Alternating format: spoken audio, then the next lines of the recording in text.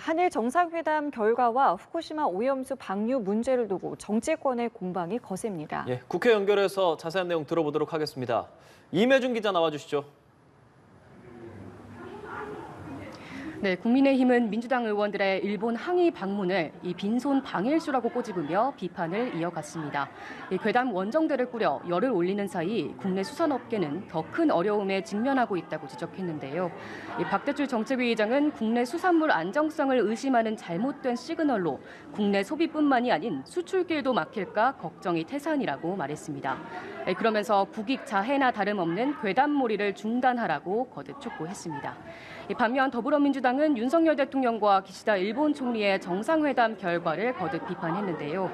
이재명 대표는 윤 대통령이 사실상 오염수 투기를 용인했다며 이 투기 공범이 되기로 한 것 같다고 지적했습니다. 기시다 총리와의 회담 내용을 공개하라는 압박도 이어갔는데요.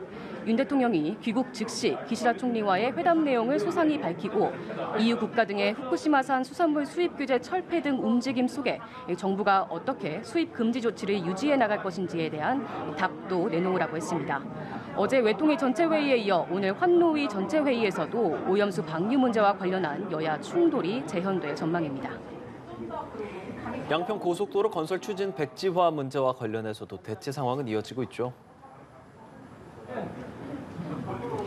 네, 그렇습니다. 국민의힘 윤재욱 원내대표는 민주당이 원희룡 국토부 장관을 이 직권남용 혐의로 공수처에 고발한 데 대해 음해 공작이라고 비판했습니다.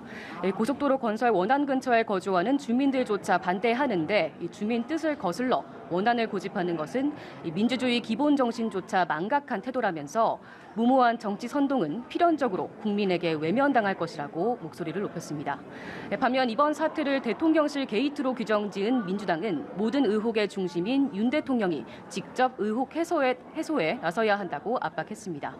이재명 대표는 모든 의문의 출발점은 대통령 부부와 대통령실에 있다며 여당이 국정조사를 수용하고 이 사건 전말에 대한 엄정한 수사가 이루어져야 한다고 주장했습니다. 이어 정부 여당이 논쟁을 만든 뒤 변경안을 관철시키기 위해 이 계획 백지화를 꺼내든 것이 아닌지 의심스럽다고도 했습니다. 한편 여당 소속 국토위원들은 오전 원안에 명시된 종점인 양서면을 찾아 점검하고 이 현장과 주민들 목소리도 들을 계획입니다. 지금까지 국회에서 전해드렸습니다.